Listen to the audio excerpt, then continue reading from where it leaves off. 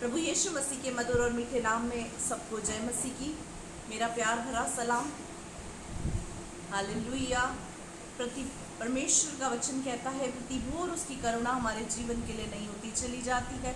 उसकी नई और महान करुणा के और इस सुंदर दिन के लिए हम परमेश्वर का धन्यवाद करते हैं। आइए इस समय परमेश्वर की वाणी को सुनेंगे। एक और परमेश्वर के वचन के साथ यहाँ पर हम उपस्थित हैं और हम परमेश्वर की वाणी को सुनेंगे। सचमुच मेरे प्रियो, जब हम परमेश्वर की वाणी को सुनते हैं तो हमें ऐसा प्रतीत होता है कि वाकई वो शहद से मीठी है। हालेलुया।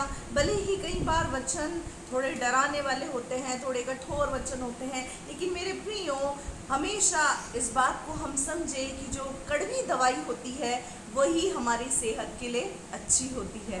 बीमारी का इलाज करने के लिए मीठी दवाई नहीं, कड़वी दवाई दी जाती है। इसीलिए जो कड़वे वचन आते हैं, कठोर वचन आते हैं, उनको भी बड़ी ही मिठास के साथ हमको एक्सेप्ट करना है। कई बार जब हम कभी हम बीमार होते हैं, परेशान होते हैं, तकलीफ में होते हैं और जब दवाई को लेते हैं तो उस समय हम क्या करते हैं, मुंह बनाते हैं, बोलते नहीं ये गंदी दवाई हमको नहीं लेनी है, लेकिन उसको पीना हमको पड़ता है। उसका कारण क्या है?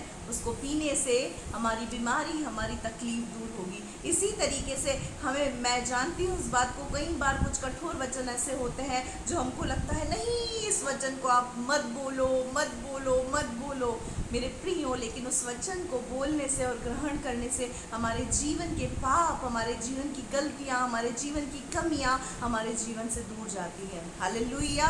और प्रभु यीशु का कहना है, परमेश्वर के वचन में लिखा है मत्ती 5:48 के अंदर कि जैसा तुम्हारा बुलाने वाला सिद्ध है वैसे ही तुम सिद्ध बनो।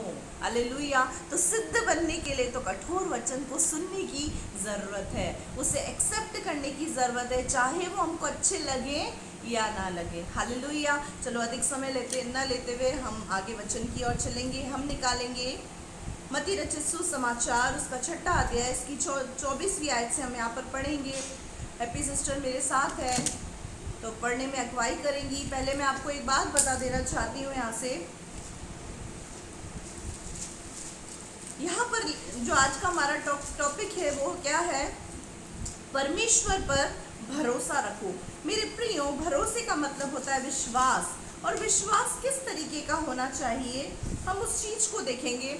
विश्वास के अंदर 4 प्रकार की चीजें आती हैं।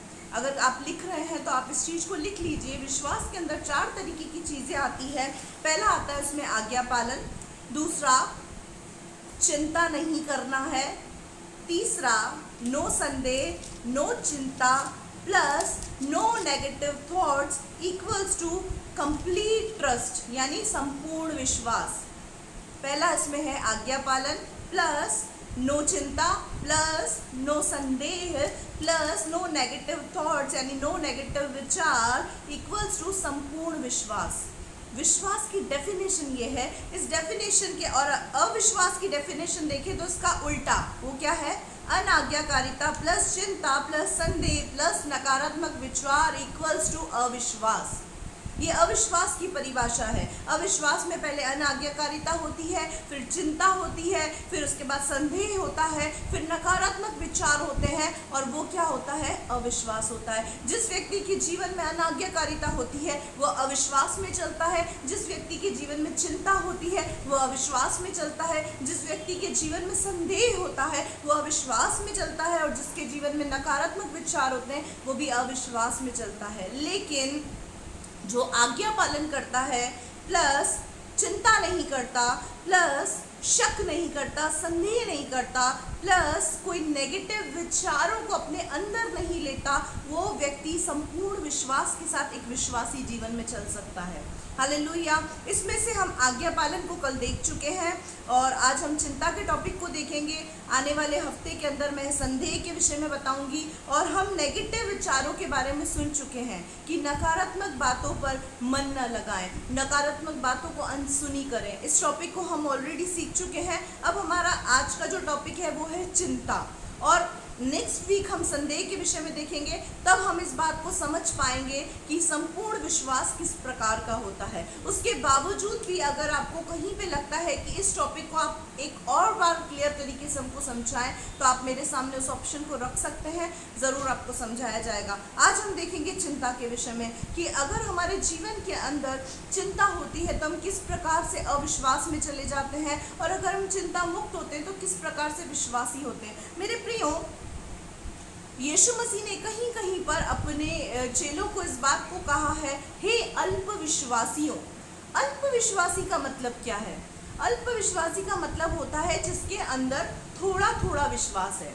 और वो थोड़ा थोड़ा विश्वास क्या होता है? जिस व्यक्ति के अंदर इन चार कैटेगरी में से एक कैटेगरी होती है तो वो होता है अल्पविश्वासी। जिसमें चार कैटेगरी में से दो कैटेगरी होती है वो भी होता है अल्पविश्वासी। जिसमें चार कैटेगरी में से तीन कैटेगरी होती है वो भी होता है अल्पविश्वासी। लेकिन जिसके अंदर चारों ही अविश्वास के गुण होते हैं, अनाज्ञाकारिता, चिंता, संदेह और नकारात्मक विचार, वो व्यक्ति कैसा होता है? अविश्वास करने वाला, पूर्णतः अविश्वास से भरा हुआ व्यक्ति। इसीलिए यीशु मसीह ने अपने चेलों को कहीं कहीं क्या बोला? हे अल्पविश्वासियों, तुम्हें विश्वास तो है पर पूर्णतः से नहीं। लेकिन जो चमत्कार है मेरे प्रियो, आशीष है, वो संपूर्ण विश्वास के अंदर है। और उन संपूर्ण विश्वास के गुणों को हम देख रहे हैं। पहला गुण हम सीख चुके हैं, आज्ञा पालन। दूसरा, नकारात्मक विचार के बारे में हम सुन चुके हैं। तीसरा यहाँ पर है चिंता। अब हम देखेंगे उसके विषय में 6:24 से। यहाँ पर हर्षा सिस्टर हमारे बीच में है, वो पढ़ने में हमारी अगुवाई करेंगी। कोई मनुष्य दो स्वामियों की सेवा नहीं कर सकता, क्योंकि वह एक से बैर और दूसरे से प्रेम रखेगा, या एक से मिला रहेगा और दूसरे को तुच्छ जानेगा। तुम परमेश्वर और धन दोनों की सेवा नहीं कर सकते। हालेलुया। यहाँ पर लिखा हुआ है कि कोई भी मनुष्य दो स्वामियों की सेवा नहीं कर सकता।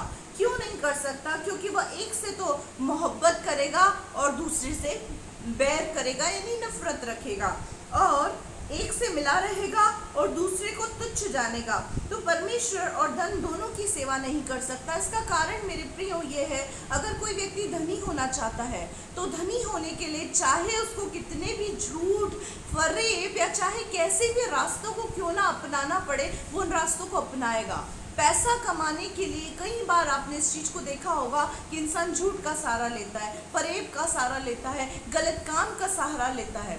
और जब वो गलत काम का सहारा लेगा तो यकीनन वो वचन के खिलाफ काम करेगा, और जब वो वचन के खिलाफ काम करेगा तो परमेश्वर से वो बैर करेगा, परमेश्वर के विरुद्ध चलेगा। क्योंकि परमेश्वर के वचन में लिखा है, जो परमेश्वर को नहीं मानते, जो परमेश्वर के साथ नहीं चलते, उसके वचन, उसकी इच्छा के अनुसार नहीं चलते, वो परमेश्वर के बैरी हैं। परमेश्वर के वचन याकूब की पत्री 4:4 में इस प्रकार से लिखा हुआ है कि जो संसार से प्रेम करता है वो परमेश्वर का बैरी है। जो संसार से प्रेम करता है वो परमेश्वर का बैरी है, वो परमेश्वर से बैर करता है। और संसार के अंदर ही धन, दौलत, शौहरत, झूठ, फरेब और इस तरीके की चीजें आती हैं। इसीलिए याकूब 4:4 के अंदर लिखा हुआ है, जो संसार से प्रेम करते हैं वो परमेश्वर से बैर करते हैं। इसीलिए यहाँ पर लिखा हुआ है कि एक व्यक्ति दो स्वामियों की सेवा नहीं कर सकता। या तो वो धन को पूरी लगन के साथ ढूंढ सकता है, खोज सकता है, या तो फिर वो परमेश्वर की खोज में पूरी तरीके से रह सकता है। इसीलिए यहाँ पर लिखा हुआ है कि कोई व्यक्ति दो स्वामियों की सेवा नहीं कर सकता। एक से वो मिला रहेगा और दूसरे से वो बैर करेगा, उससे अलग रहेगा।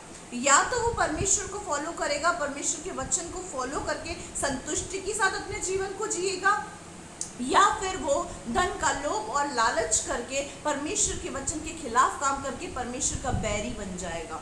और यहाँ पर लिखा हुआ है, तुम परमेश्वर और धन दोनों की सेवा नहीं कर सकते। चुनाव तुम्हारा है, चुनाव तुम्हारे हाथ में है। या तो हम परमेश्वर की सेवा करें या हम धन की सेवा करें। दोनों की सेवा एक व्यक्ति नहीं कर सकता। आगे बढ़े बेटा। इसीलिए मैं तुमसे कहता हूँ कि अपने प्राण के लिए यह चिंता न करना कि हम क्या खाएंगे और क्या पिएंगे, और न अपने शरीर के लिए कि क्या पहनेंगे। क्या प्राण भोजन से और शरीर वस्त्र से बढ़कर नहीं? हालेलुया।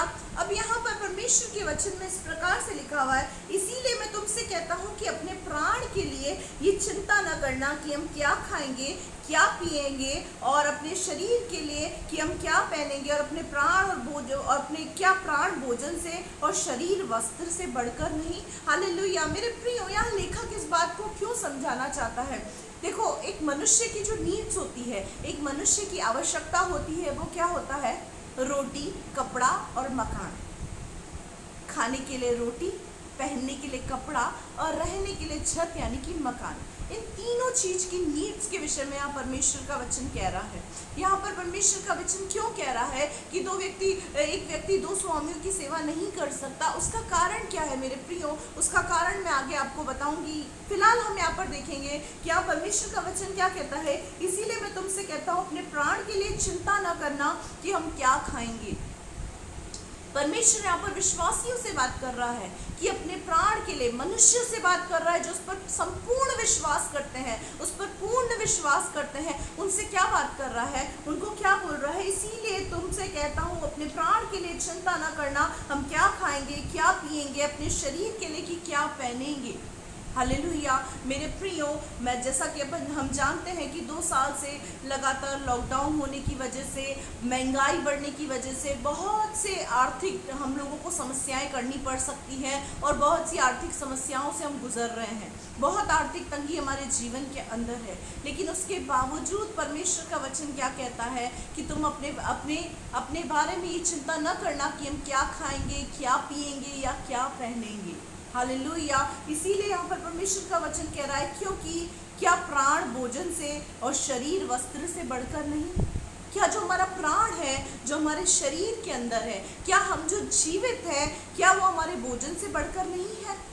हम जो जीवित है वो भोजन से बढ़कर है। शरीर हमारे वस्त्र से बढ़कर है। हमारे शरीर के अंदर तंदुरुस्ती है मेरे प्रियो, तो क्या वो वस्त्र से बढ़कर नहीं? हमारे शरीर के अंदर प्राण है, हम परमेश्वर को जान गए हैं, तो क्या वो भोजन से बढ़कर नहीं? मेरे प्रियो, इस शरीर से बढ़कर, हमारे वस्त्रों से बढ़कर हमारा शरीर है। अगर हमारा शरीर ही स्वस्थ नहीं होगा तो क्या हमें कपड़ा पहनने की इच्छा होगी? अगर हमारे प्राण में बेचैनी होगी, अधर में लटक रहे होंगे हम लोग, तो क्या हमें भोजन अच्छा लगेगा? लेकिन प्रभु का वचन क्या कहता है? क्या प्राण भोजन से बढ़कर और शरीर वस्त्र से बढ़कर नहीं? हाँ, प्राण भोजन से बढ़कर और शरीर वस्त्र से बढ़कर है। हालेलुया। आगे बेटा। आकाश के पक्षियों को देखो, वे न बोते हैं, न काटते हैं और न खत्तों में बटोरते हैं, फिर भी तुम्हारा स्वर्गीय पिता उनको खिलाता है। हालेलुया। अब यहाँ पर परमेश्वर क्या कह रहा है? आकाश के पक्षियों को देखो। इसका मतलब आज तक अगर आपने आकाश के पक्षियों को नहीं देखा है तो ठीक से कल मॉर्निंग होते ही आकाश के पक्षियों को देखना, क्योंकि अभी तो आकाश के पक्षी नजर आएंगे नहीं। उनका एक आने का भी समय है और जाने का भी समय है। जब मॉर्निंग टाइम के अंदर आप आकाश में 5 मिनट के लिए अपनी नज़र दौड़ाना और इस चीज़ को देखना कि क्या किसी कौवे को आपने देखा है केतली लेके जाते हुए कि मैं भोजन लेने जा रहा हूँ, या किसी कौवे को आपने देखा होगा कि वो अपनी कौवी को इस बात को बोल रहा हो, या किसी चिड़िया को देखा होगा कि वो अपने चिड़े को इस बात को बोल रही हो कि तुम रुको, इंतज़ार करो, मैं तुम्हारे लिए भोजन लेकर आती हूँ। नहीं मेरे प्रियो, यहाँ पर लिखा आकाश के पक्षियों को देखो, वो ना बोते हैं ना काटते हैं। सुबह 6 बजते ही मार्केट के अंदर चहल पहल शुरू हो जाती है कमाने के लिए। हर एक व्यक्ति भागता है। सब्जी मंडी वाले मंडी में भागते हैं, बिजनेस वाले अपनी शॉप पे भागते हैं, जॉब वाले अपनी ऑफिस के ओर भागते हैं। लेकिन कभी आपने देखा है पक्षियों को कि एक बैग उठा लिया उन्होंने और बोले मैं ऑफिस जा रहा हूँ, कमाने को जा रहा हूँ, या मैं बिजनेस करने के लिए शॉप पे जा रहा हूँ? नहीं मेरे प्रियो, यहाँ पर लिखा हुआ है कि तुम आकाश के पक्षियों को देखो, वे ना बोते हैं, न वे काटते हैं, ना उनके खत्ते होते हैं, यानी उनकी कोई बैंक बैलेंस नहीं है। आपने कभी सुना किसी पक्षी का कोई अकाउंट हो बैंक के अंदर? बैंक के अंदर कभी हमने देखा इस बात को कि किसी पक्षी ने एक खत्ता बना रखा हो, उसका बैंक अकाउंट हो, और आपने सुना हो कि भाई कहा गया हो आपको कि ये कौवे का अकाउंट है, ये मिस्टर कौवे का अकाउंट है, वो हर महीने इसमें आकर अपना पैसा डिपॉजिट करवाते हैं? नहीं मेरे प्रियो, यहाँ पर लिखा हुआ आकाश के पक्षियों को देखो, वे ना बोते हैं ना काटते हैं और ना उनके खत्तों में वो बटोरते हैं, फिर भी तुम्हारा स्वर्गीय पिता उनको खिलाता है। हालेलुया। फिर भी तुम्हारा स्वर्गीय पिता, यहाँ पर ऐसा नहीं लिखा हुआ उनका स्वर्गीय पिता, ध्यान से सुने इस बात को, यहाँ ऐसा नहीं लिखा हुआ है उनका स्वर्गीय पिता, फिर भी तुम्हारा स्वर्गीय पिता उन्हें खिलाता है। हालेलुया। और आगे यहाँ पर क्या लिखा हुआ है, क्या तुम उनसे अधिक मूल्य नहीं रखते। हालेलुया। क्या तुम्हारा मूल्य उनसे अधिक नहीं है। परमेश्वर ने कहा पक्षियों को कि पक्षी बन जा तो पक्षी बन गए, नदियों से कहा नदी बन जा तो नदी बन गई, सूरज चांद तारों को कहा तुम बन जाओ तो वो बन गए। लेकिन मनुष्य को परमेश्वर ने स्पेशल एफर्ट्स डालकर मेहनत के साथ अपने इन हाथों से बनाया है। हालेलुया।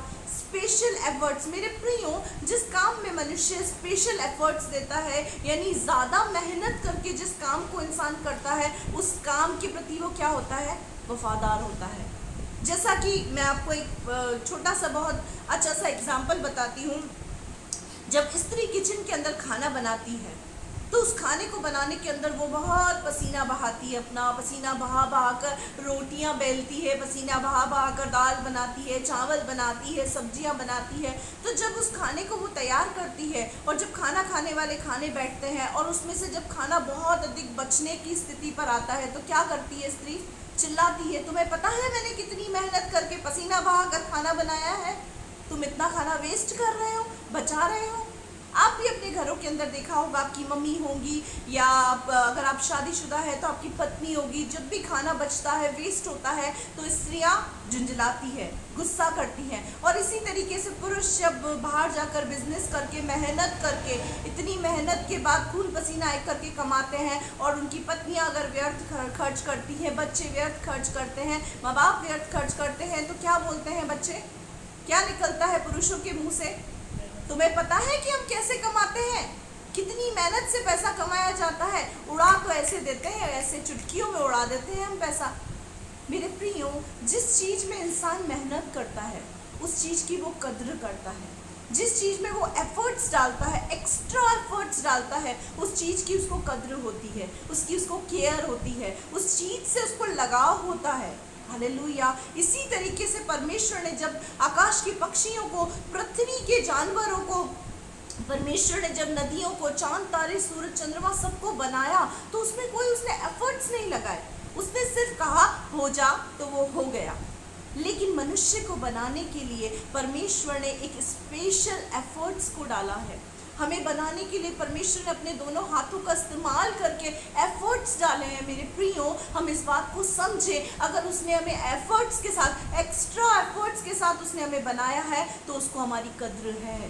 हालेलुया। वो हमारी कद्र करता है। अगर उसने शरीर दिया है तो शरीर के लिए उसको रोटी की चिंता है, अगर उसने शरीर दिया है तो इस शरीर को रखने के लिए उसको हमारी छत की चिंता है, अगर उसने हमें शरीर दिया है तो हमारे शरीर के लिए कपड़ों की चिंता उसको है।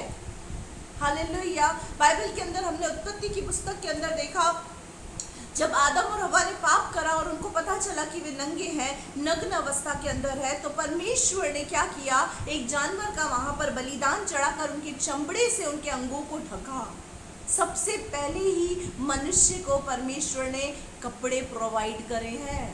हालेलुया। तो वो आपको और मेरे को क्यों नहीं करेगा, क्योंकि यहाँ पर लिखा हुआ है फिर भी तुम्हारा स्वर्गीय पिता उनको खिलाता है, क्या तुम उनसे अधिक मूल्य नहीं रखते। परमेश्वर जिसने तुम्हें अपने हाथ से बनाया है, उसकी दृष्टि में तुम बहुत ज़्यादा मूल्यवान हो, उसकी दृष्टि में तुम्हारी कदर कहीं ज़्यादा है, और उसके बावजूद हम क्या करते हैं, चिंता करते हैं। इसीलिए परमेश्वर का वचन कह रहा है इस बात की तुम चिंता मत करो। आगे पढ़ो बेटा। तुम में कौन है जो चिंता करके अपनी आयु में एक घड़ी भी बढ़ा सकता है। हालेलुया। इसमें लिखा है तुम में कौन है जो चिंता करके अपनी आयु की एक घड़ी भी बढ़ा सकता है।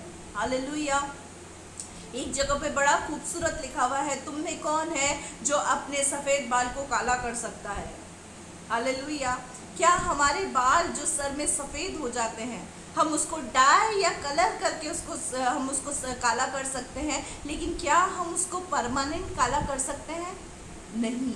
जब प्रकृति की सफेद बालों को हम काला नहीं कर सकते तो हम अन्य वस्तुओं की चिंता क्यों करते हैं? यहाँ पर लिखा हुआ है, तुम में से कौन है जो चिंता करके अपनी आयु की एक घड़ी बढ़ा सकता है? अगर मैं चिंता करने बैठ जाऊं तो क्या चिंता करने से मेरी आयु में से एक घड़ी यानी 1 घंटा भी बढ़ा सकती हूँ मैं? नहीं मेरे प्रियो, हम लोग अपनी चिंता में डूबे रहते हैं। क्या हमारी जो उम्र है, जो सीमाना परमेश्वर ने हमारे चारों ओर बांध रखा है, उस सीमाने से 1 घंटा भी हम उसको बढ़ा सकते हैं? नहीं मेरे प्रियो, हम उस कार्य को नहीं कर सकते। लूका 12:26 पढ़ेंगे बेटा।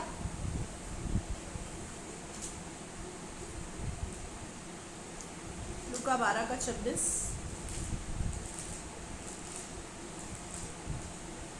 इसीलिए यदि तुम सबसे छोटा काम भी नहीं कर सकते तो और बातों के लिए क्यों चिंता करते हो? हालेलुया। यहाँ पर लिखा हुआ है, यदि तुम ये छोटा सा काम नहीं कर सकते, सिर्फ अपनी आयु के अंदर 1 घंटा नहीं बढ़ा सकते, अपने सर के सफेद बाल को, उजले बाल को काला नहीं कर सकते, इतना छोटा सा काम भी अगर मनुष्य नहीं कर सकता तो व्यर्थ अन्य बातों की चिंता क्यों करते हो? रोटी, कपड़ा, मकान हमारी नीड्स है, हमारी आवश्यकता है। परमेश्वर कहता है कि मैं उन पक्षियों की नीड्स को पूरा करता हूँ जो ना बोते हैं, ना काटते हैं, ना उनके खटते हैं, उसके बावजूद क्या मैं तुम्हारी नीड्स को पूरा नहीं करूँगा? फिर व्यर्थ क्यों धन के लोभ और लालच के अंदर हम अपने आत्मिक जीवन का पतन कर देते हैं? क्यों हम परमेश्वर के बैरी बन जाते हैं सिर्फ धन कमाने की भूख और प्यास के अंदर? इसीलिए मैंने कहा था, परमेश्वर के वचन में लिखा है, कोई भी व्यक्ति 2 स्वामियों की सेवा नहीं कर सकता। ईमानदारी के साथ एक व्यक्ति लिमिटेड धन कमा सकता है, ईमानदारी के साथ, लेकिन बेईमानी के साथ वो थोड़े समय के अंदर बहुत धन कमा सकता है। ईमानदार व्यक्ति धीरे करके धनी होने के प्रोसेस में जरूर जाता है, लेकिन उसमें थोड़ा वक्त लगता है। लेकिन जो बेईमानी से कमाता है वो रातों रात सट्टा लगाकर, जुआ खेलकर, किसी भी तरीके से पैसे को इकट्ठा कर सकता है। इसीलिए परमेश्वर का वचन कहता है, ऊपर जो मैंने पढ़ाया, कोई भी व्यक्ति 2 स्वामियों की सेवा नहीं कर सकता। वो एक से मिला रहेगा और दूसरे से बैर करेगा।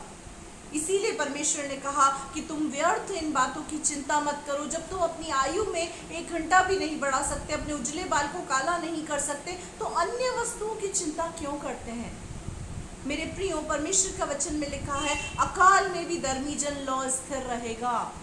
चाहे अकाल की स्थिति भी क्यों ना आ जाए, लेकिन हम धर्मियों के साथ परमेश्वर की एक वाचा, एक प्रतिज्ञा जुड़ी है, उस प्रतिज्ञा को स्मरण करें, चिंता ना करें।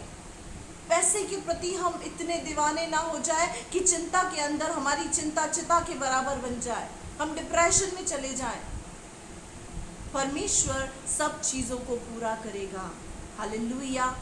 परमेश्वर हर एक चीज़ को हमारे लिए पूरा करेगा, क्योंकि उसने एक्स्ट्रा एफर्ट्स डाल के आपको और मुझको बनाया है। उसने मेहनत से इन दोनों हाथों से हमको बनाया है, तो वो जानता है हमारी नीड्स को, हमारी आवश्यकता को, हमारी ज़रूरत को, कि हमें किस चीज़ की ज़रूरत है। आगे पढ़े बेटा।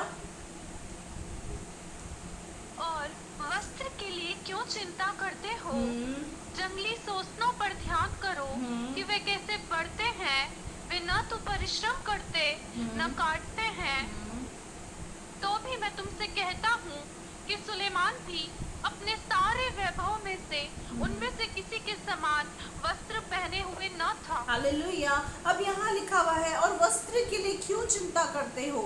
जंगली शोषणों पर ध्यान करो कि वे कैसे बढ़ते हैं, न तो परिश्रम करते हैं न काटते हैं। जंगली पौधे, मेरे प्रियो, बाहर आपने बबूल के पेड़ों को देखा है, जंगली बहुत से पेड़ों को देखा है, अशोका का पेड़ देखा है। कभी आपने देखा है उन पौधों को कोई पानी दे रहा हो? कभी आपने देखा है? जो जंगली पेड़ पौधे होते हैं, जंगली पेड़ पौधों को कौन पानी देता है? कोई भी नहीं। यहाँ पर लिखा हुआ है कि जंगली शोषणों पर ध्यान करो, वे कैसे बढ़ते हैं, वे न तो परिश्रम करते हैं न काटते हैं, उनको तो कोई पानी देने वाला भी नहीं है। वो भी किसी तरीके का कोई परिश्रम नहीं करते, लेकिन फिर भी वो कितनी ही खूबसूरती के साथ बढ़ते जाते हैं और लहलहाते रहते हैं, लहराते हैं। और यहाँ पर लिखा है, तो भी मैं तुमसे कहता हूँ, सुलेमान भी अपने सारे वैभव में उनसे किसी के समान वस्त्र पहने हुए न था। परमेश्वर ने जंगली पेड़ पौधों को कितना हरा भरा रखा है। परमेश्वर कह रहे हैं, उन जंगली पौधों को, उन पेड़ों को तुम देखो, वो किस रीति से बढ़ते हैं, किस रीति से फलते हैं, किस रीति से फूलते हैं वो। और इसीलिए जब परमेश्वर मैदान की घास को, जो आज है कल भाड़ में झोंकी जाएगी, ऐसा वस्त्र पहनाता है, तो हे अल्प विश्वासियों, तुमको वो इनसे बढ़कर क्यों ना पहनाएगा। हालेलुया। परमेश्वर जब जंगली पेड़ पौधों की इतनी सुधि रखता है, उनको ऐसा वस्त्र पहनाता है, उनको ऐसा रखता है कि वो लहलहाते रहते हैं, जबकि वो जंगली है, तो परमेश्वर तुमको उनसे बेहतर वस्त्र क्यों ना पहनाएगा। यहाँ पर लिखा हुआ है, क्या लिखा हुआ है, हे अल्प विश्वासियों, यानी संपूर्ण विश्वास के अंदर जो 4 क्वालिटी मैंने बताई है, आज्ञा पालन, चिंता नहीं करना, संदेह नहीं करना और नकारात्मक बातों के ऊपर विचार विमर्श न करना। तो इन 4 बातों में से अगर एक बात में आती है, हम सिर्फ चिंता में लैकिंग कर गए, तो यीशु मसीह हमारे लिए क्या बोलेगा, हे अल्प विश्वासियों। अगर हम इस बात को बोलते हैं कि मैं इन 3 बातों को तो पूरा करता हूँ, मैं आज्ञा पालन भी करता हूँ, मैं शक भी नहीं करता, मैं नकारात्मक विचार भी नहीं करता, नेगेटिव बातों को सोचता नहीं, बस मैं एक चिंता ही तो करता हूँ, तो प्रभु क्या बोलेगा, हे चिंतामणि। क्या बोलेगा प्रभु, हे मेरी प्यारी चिंतामणि। हम यीशु मसीह की दुल्हन है, वो हमसे इसी तरीके से बातचीत करेगा, मेरी प्यारी चिंतामणि, तू क्यों चिंता करती है। हम अल्प विश्वासी हो गए, यानी अभी भी हमारे विश्वास के स्टैंडर्ड में, हमारे विश्वास के लेवल में कमी है। तो आज के बाद नो चिंता। यहाँ पर क्या लिखा हुआ है, यहाँ लिखा हुआ है कि परमेश्वर जब जंगली शोषणों को, जंगली पेड़ पौधों को इतना अच्छा रखता है, तो वो आपको और मुझे क्यों ना अच्छे वस्त्र पहनाएगा। हालेलुया। आगे पढ़े बेटा। इसीलिए तुम चिंता करके यह न कहना कि हम क्या खाएंगे या क्या पिएंगे या क्या पहनेंगे, क्योंकि अन्य जाति इन सब वस्तुओं की खोज में रहते हैं, पर तुम्हारा स्वर्गीय पिता जानता है कि तुम्हें इन सब वस्तुओं की आवश्यकता है। हालेलुया। यहाँ परमेश्वर के वचन में लिखा है, इसीलिए तुम चिंता करके ये ना कहना, हाय मैं क्या खाऊंगा, मैं क्या पहनूंगा, मैं क्या पीऊंगा, ये तो लॉकडाउन बढ़ता ही जा रहा है, अकाल बढ़ता ही जा रहा है, महंगाई बढ़ती ही जा रही है। ये एक विश्वासी को ये शब्द शोभा नहीं देते। आज से अगर हम इस बात को बोलते आए हैं, खाने पीने पहनने ओढ़ने के लिए अगर हम परेशान होते आए हैं, जो हमारी नीड्स है, उन सब चीज़ों के लिए परेशान होना आज से हम बंद कर दें। क्योंकि जब हम इन सब चीज़ों को करना बंद कर देंगे, तो हम संपूर्ण विश्वास की श्रेणी के अंदर चले जाएंगे, हम संपूर्ण विश्वास की लिस्ट के अंदर चले जाएंगे। यहाँ पर क्या लिखा हुआ है, क्योंकि इन सब चीज़ों की चिंता तो अन्य जाति यानी अविश्वासी लोग करते हैं, जो प्रभु यीशु को नहीं जानते, जो परमेश्वर को, सच्चे ईश्वर को, जीवित परमेश्वर को नहीं जानते। वो लोग इस बात की चिंता करते हैं और धन के पीछे भागते हैं। हालेलुया। और यहाँ क्या लिखा हुआ है, इन सब वस्तुओं की खोज में रहते हैं, पर तुम्हारा स्वर्गीय पिता जानता है कि तुम्हें इन वस्तुओं की आवश्यकता है। परमेश्वर को पता है तुम्हारी नीड्स क्या है, परमेश्वर को पता है आपकी ज़रूरत क्या है। लेकिन मेरे प्रियो, मुझे एक बात का जवाब दे, अगर हम रात को सोएं और सुबह उठे हमारे बेड पर 10 लाख का बैग पड़ा हो, तो क्या होगा, अटैक आ जाएगा उसी समय, इंसान साइलेंट अटैक में ऊपर। रात को सोए, सुबह 10 लाख का बैग पास में पड़ा हो, तो इंसान को तुरंत अटैक आ जाएगा और वो डायरेक्ट ऊपर। तो क्या उस धन का सुख वो ले पाएगा? नहीं। इसीलिए परमेश्वर का एक सिद्धांत है, परमेश्वर हमें एक विश्वासी को अंश अंश अंश अंश करके बढ़ाता है।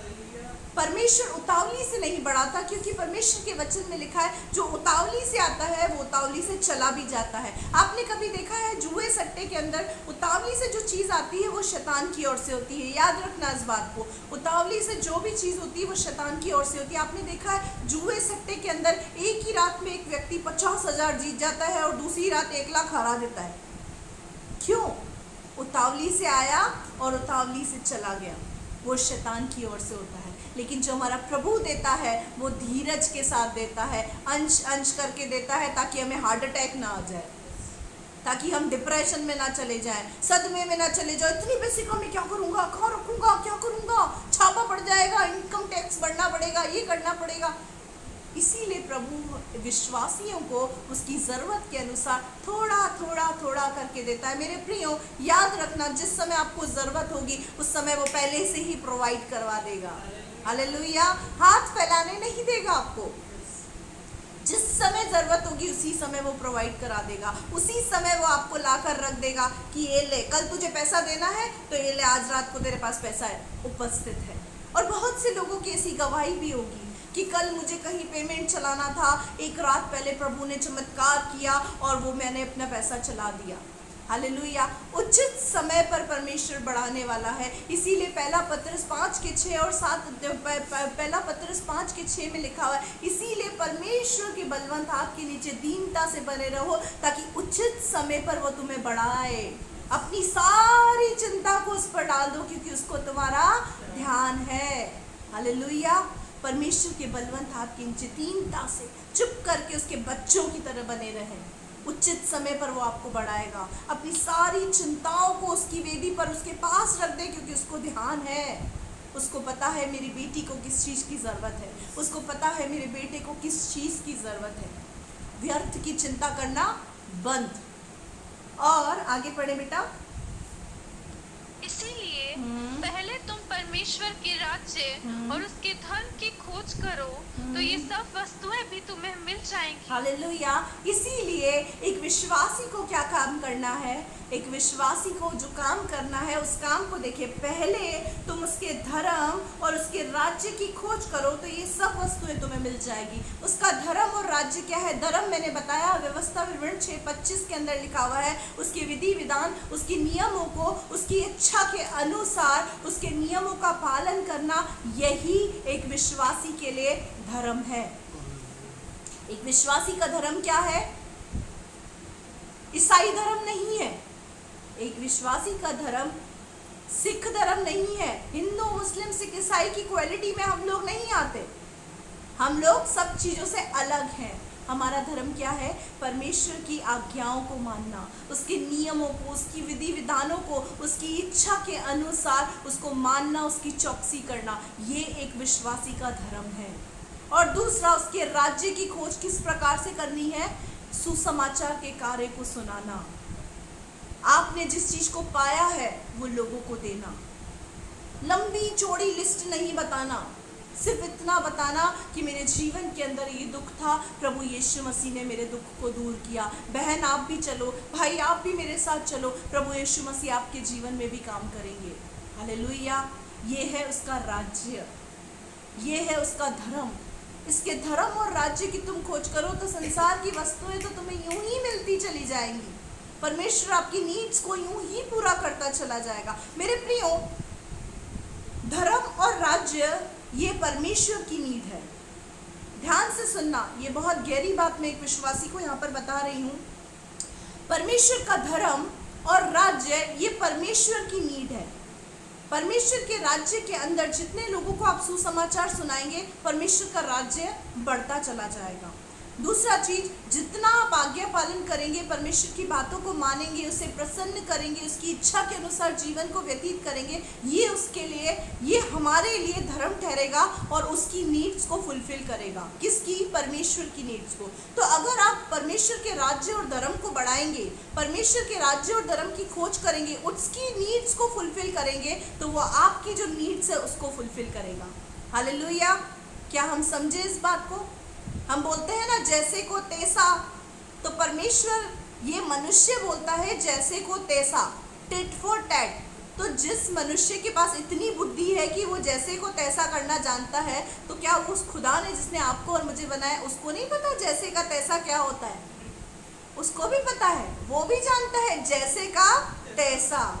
हालेलुया। इसीलिए वचन में लिखा हुआ है, जिस नाप से तुम नापोगे उसी नाप से तुम्हारे लिए भी नापा जाएगा।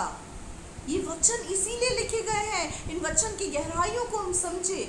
जिस नाप से तुम नापोगे उसी नाप से तुम्हारे लिए नापा जाएगा। यानी तुम एक आज्ञा पूरी करोगे तो परमेश्वर एक प्रतिज्ञा पूरी करेगा, तुम 2 आज्ञा पूरी करोगे तो वो 2 प्रतिज्ञा पूरी करेगा। बरोबर का चलेगा सीन। ऐसा नहीं है तुमने एक पूरी करी तो वो 10 इकट्ठी दे देगा उठा के, नहीं, जैसे को तैसा, टिट फॉर टैट। जिस नाप से नापोगे उसी नाप से तुम्हारे लिए नापा जाएगा। इक्वलिटी के साथ, नो पक्षपात। किसी भी तरीके का परमेश्वर कोई पक्षपात नहीं करेगा। हालेलुया। आगे पढ़े बेटा। अतः कल की चिंता न करो, क्योंकि कल का दिन अपनी चिंता आप कर लेगा। आज के लिए आज ही का दुख बहुत है। हालेलुया। इसीलिए कल की चिंता मत करो, मेरी शादी कैसे होगी, कल मेरा ये काम कैसे होगा, अभी पढ़ाई शुरू नहीं हुई, मैं ग्रेजुएट कैसे होऊंगा, मेरी 12th कैसे कंप्लीट होगी, मैं सक्सेस कैसे होऊंगा। परमेश्वर का वचन कहता है कल की चिंता मत करो, कल का दिन अपने आप अपनी चिंता कर लेगा। आज के लिए आज का दुख ही काफी है, आज के लिए आज का दुख ही काफी है। इसलिए कल का दुख इकट्ठा लेकर हम डिप्रेशन में ना जाएं। फिर क्या होगा? डिप्रेशन की गोली खाएंगे और बोलेंगे नींद नहीं आती इसीलिए सिस्टर गोली खाता हूं मैं, रात को नींद उड़ गई है सिस्टर इसीलिए मैं गोली खा रही हूँ। क्यों मेरे प्रियो?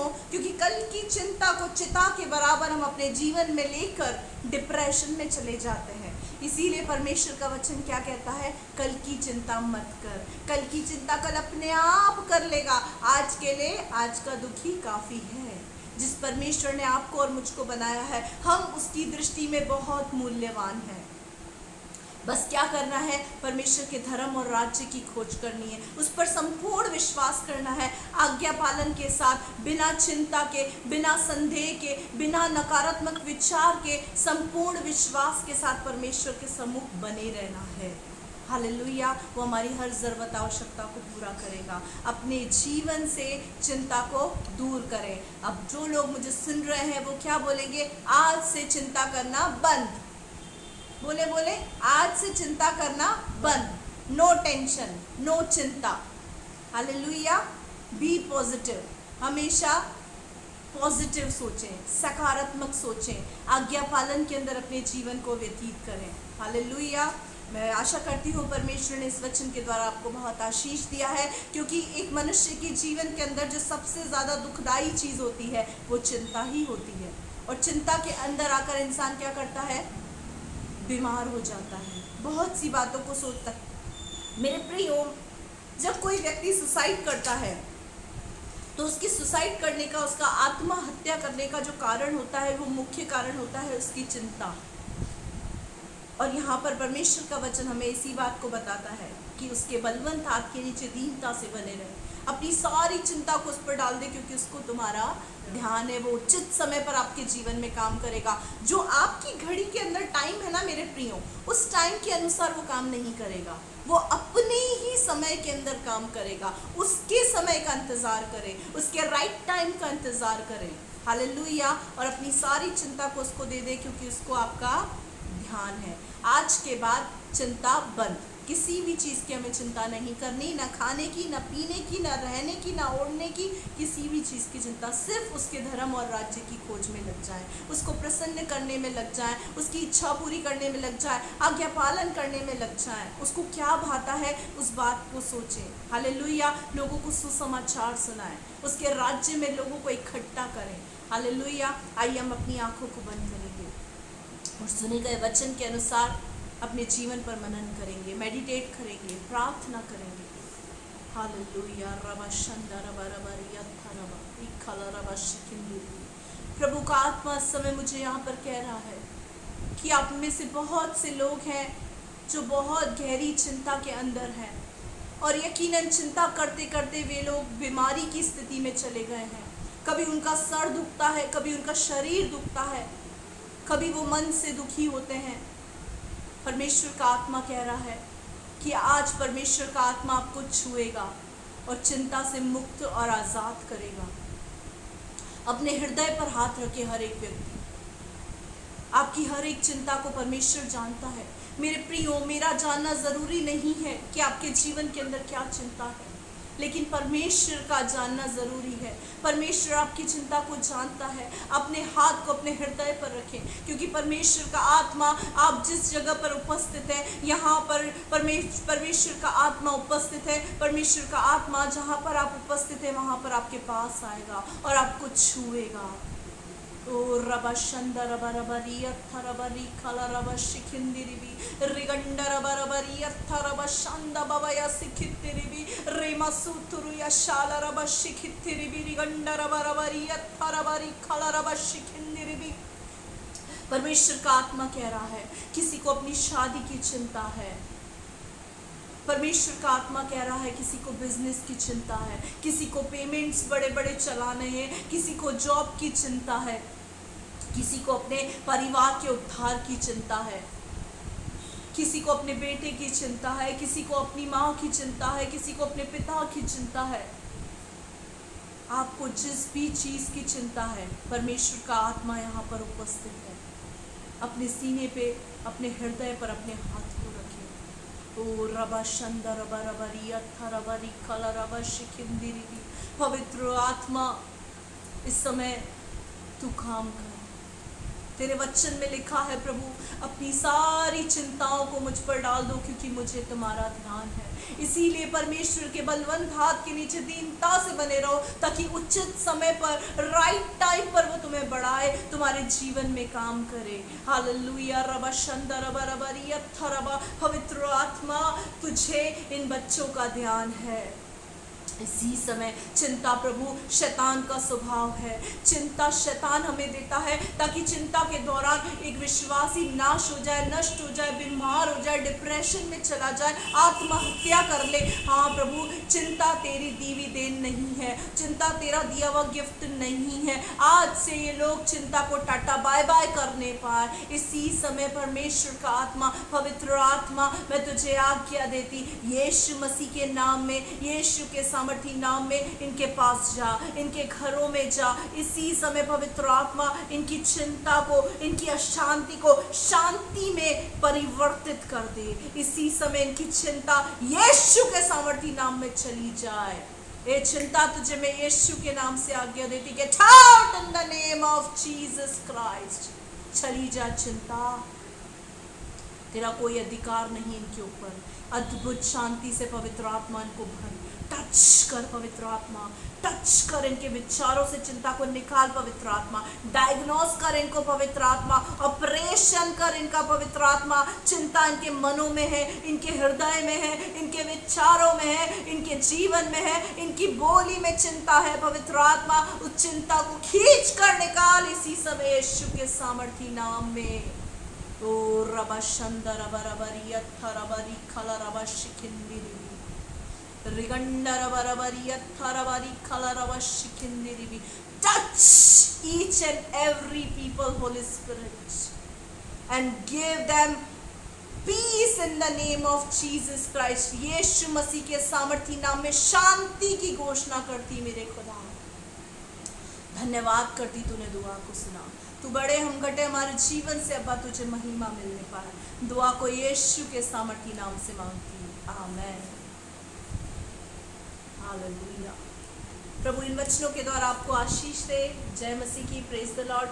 अगर परमेश्वर के वचन ने आपसे बातचीत किया है, आप परमेश्वर के वचन से आशीषित हो रहे हैं, तो मेरी महिमा के लिए नहीं, मेरे प्रियो परमेश्वर की महिमा के लिए लाइक करें, कमेंट करें, आगे से आगे इन बातों को शेयर करें, ताकि और भी लोग आशीष पा सकें। प्रभु आप लोगों को आशीष दे। May God bless you. जय मसीह की। हालेलुया।